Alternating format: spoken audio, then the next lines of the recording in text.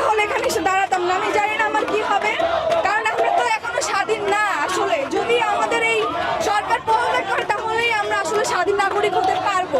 আমরা এখনো এই দেশে স্বাধীন না। স্বাধীনতা শুধু 1971 সালে এসেছে শেখ পরিবারের জন্য, আমাদের জন্য না।